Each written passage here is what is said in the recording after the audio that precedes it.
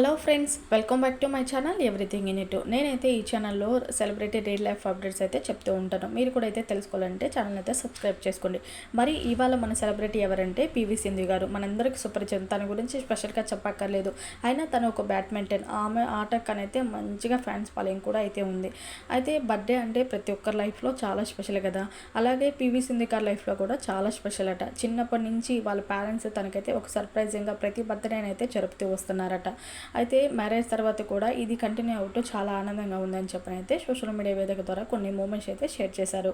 అలాగే ఇప్పుడైతే పుట్టింటి తరపు నుంచి అత్తింటి తరపు నుంచి రెండు నాకైతే ఈ బర్త్డే చాలా స్పెషల్ అంటున్నారు.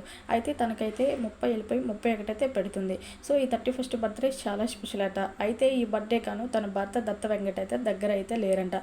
ఏదో ఒక పని మీద అయితే బయట అయితే వెళ్తున్నారు. అయితే ఈ బర్త్డేకి నిన్ను మిస్ అవుతున్న దత్త వెంకట్ అంటూ ఒక కామెంట్ అయితే యాడ్ చేశారు.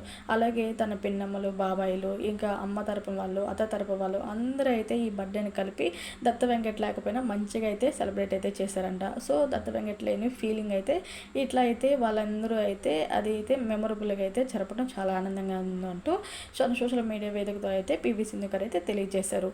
అయితే మీరు కూడా అయితే ఆ మూమెంట్స్ అయితే చూసేయండి. అలాగే పివి సింధు గారికి అయితే బెస్ట్ విషెస్ అయితే తెలియజేయండి.